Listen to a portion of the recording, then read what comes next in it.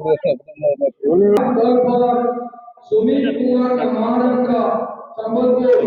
ନାଁ ହେଉଛି କିଶୋର ବେହେରା। ମୁଁ ଓଡ଼ିଶା ରେସଲିଂ ଆସନର ସମ୍ପାଦକ। ଆଜି ଆମର ଏଠି ତିନିଟା କାଟେଗୋରୀରେ ଆମର ଏଠି ଓପନ୍ ସିଲେକ୍ସନ୍ ହେବ। ଏଠି ଆମର ଅଣ୍ଡର-15, ଅଣ୍ଡର-17, ଅଣ୍ଡର-23 ତିନିଟା ଇଏରେ ବିଭାଗରେ ଆମର ଚାମ୍ପିଅନସିପ୍ ହେଉଛି। ଏଥିରେ ଆମର 16ଟା ଜିଲ୍ଲା ଭାଗ ନେଇଛନ୍ତି। ଏଥିରେ 225 ପିଲା ଜଏନ୍ କରିଛନ୍ତି। ଆଉ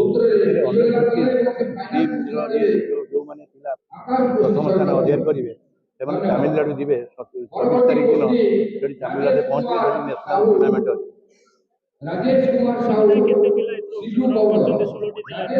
ଷୋଳଟି ଜିଲ୍ଲାରୁ 225 ପିଲା। ଦେବାଶିଷ ଖୁଣ୍ଟିଆ, ମୁଁ ପୁରୀରୁ ଆଇଛି।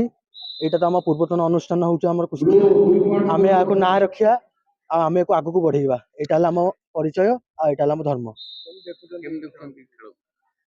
ଆମେ ଏଇଟା ଗୋଟେ ନିଜର ମନୋଭାବ, ଯଥା ଆମର ଗୁରୁର ପରିଚୟ, ଆମର ଗୁରୁର ଶିକ୍ଷା, ତାକୁ ଆମେ ଏଇଠି କିଛି ମନୋରଞ୍ଜନ କରିବା ପାଇଁ, କିଛି ଆପଣମାନଙ୍କ ପାଇଁ ମନୋରଞ୍ଜନ କରିବା ପାଇଁ ଆମେ ଏଇଠିକି ଆସିଛୁ।